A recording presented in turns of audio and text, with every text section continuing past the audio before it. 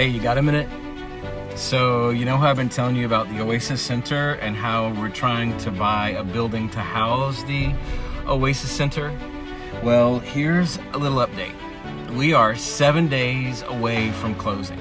Now, our goal is to go to closing with $400,000. So far, we have in hand $125,000 and another $25,000 pledged. So that's a total of about $155,000. It still means that we need another $250,000 to go.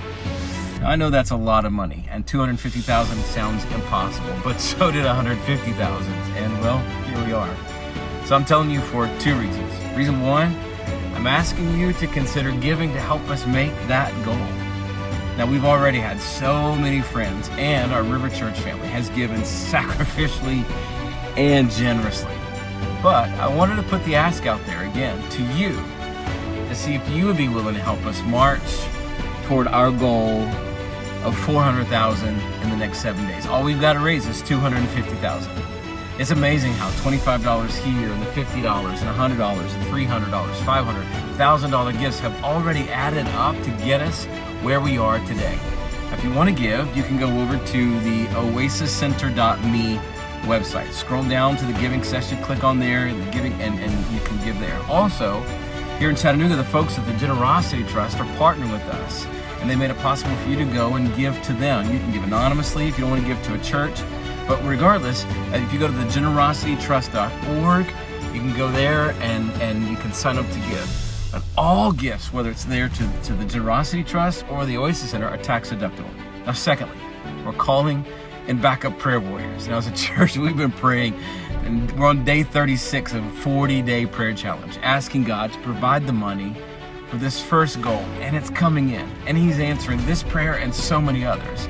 And we're praying big prayers, and we're asking you to join us to pray big, bold prayers.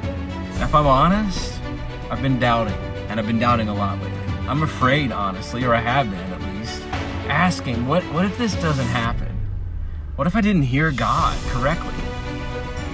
Or if I've been wrong? I've been afraid of the embarrassment and the disappointment, the fear of preaching that we can believe God for big things, and then what if it doesn't happen? What if He doesn't do this big thing?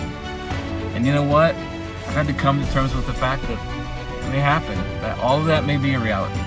We may not reach our goal, and I may be embarrassed, and you and others may doubt it. If you ever hear the words come out of my mouth again, I think God has said. And while that stinks, it's a risk I gotta take. You see, I'd rather be wrong, believing that God has spoken something to me and acting on it, than to be too afraid to take the risk, to trust that I've heard Him and miss a moment for Him to do something huge in front of us. So, will you pray? Will you give? I'll keep you posted this week. It's going to happen.